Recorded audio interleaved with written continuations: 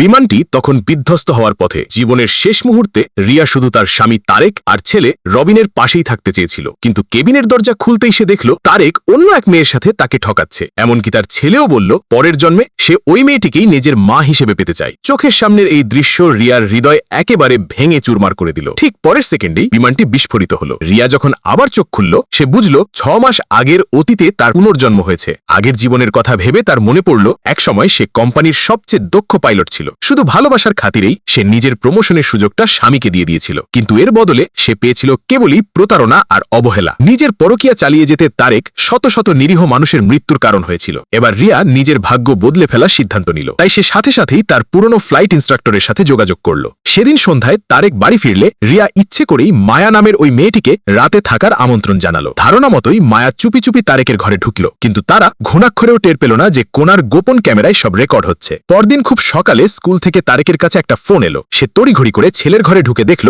রবিন তখনও ঘুমাচ্ছে। রাগে গজগজ করতে করতে সে নিচে নেমে এলো। ঠিক তখনই সে রিয়াকে মর্নিং ওয়াক থেকে ফিরতে দেখল। ছেলেকে স্কুলে না নেওয়ার জন্য সে সাথে সাথেই রিয়াকে দোষারোপ করল, কিন্তু রিয়া একদম শান্ত থাকলো। সে সোজা সাপটা বলে দিল যেহেতু ছেলে মায়াকে এতই পছন্দ করে, তাই এখন থেকে মায়াই তাকে স্কুলে নিয়ে যাবে। আর এটা শুনে ছেলেটা আনন্দে আত্মহারা হয়ে গেল, কারণ তারেকের তখন কাজে যাওয়ার তাড়া ছিল। সে রিয়াকে বাড়িতে তার জন্য অপেক্ষা করতে বলে শাসিয়ে গেল, কিন্তু সে বের হতেই রিয়া তার পরকীয়ার প্রমাণ টেবিলে রেখে ফ্লাইট ট্রেনিং সেন্টারের দিকে রওনা দিল। এদিকে অপ্রত্যাশিতভাবে রবিন চুপি চুপি রিয়ার ফোনটা মায়াকে দিয়ে দিল।